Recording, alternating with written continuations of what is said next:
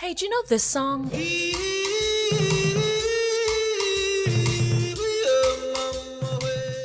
Well, of course you do, everyone does, but did you know that that song was actually originally written and recorded by a South African artist? Yup, that wasn't the original version, nor is this one or this one. This is the original, and although it's now arguably one of the most famous tunes in the world, and for over 8 decades made a lot of people a lot of money, its composer Solomon Linda actually died penniless and his family so poor that they couldn't afford a tombstone for his grave. So, let's talk about it. Solomon Linda and his group The Evening Birds released Mbube in 1939. It was actually mostly improvised by Solomon during a recording session, and the song Mbube, or Zulu for the lion, was inspired by the group's childhood experiences when they chased away lions that stalked the family cattle. The song became an instant hit in South Africa, and not long after, Solomon agreed to sell the rights of his song to a South African recording company for 10 shillings, less than $2. I know, that's practically nothing, but remember, this was 1939 in British ruled South Africa, and he was a black man. No one got royalties and copyright was unknown. So, when Solomon got the $2 and a job at his boss's packing plant, he thought he'd come out of the deal okay, but that was just the beginning of a big injustice. Gayo, the guy who Solomon had sold to, sent a copy of the song to Decca Records, and from there, Peter Seeger got a hold of it. Mishearing the original lyrics, he changed the title to Wimowe, recorded it with the Weavers in 1952, and brought it to the top of the charts. The song would go on to be reinterpreted by dozens of American artists without Solomon receiving a dime or credit. In a 2000 Rolling Stone article, South African journalist Ryan Malan wrote about Solomon's story and estimated that his song had earned $50 million for its use in The Lion King alone. And yet, Solomon's family lived in a house with no ceilings. The publicity that the article generated prompted a lawsuit between Solomon's estate and Disney, and in 2004, with the full backing of the South African government, Solomon's descendants sued the Walt Disney Company for its use of his song in The Lion King. In February 2006, Disney settled for an undisclosed sum, but Solomon's estate didn't receive substantial royalties from the song until recently. All in all, this was not a story of theft as much as it was a terrible injustice. Solomon Linda was cheated, but it does bring a smile to my heart knowing that he created one of the most recognizable songs in history.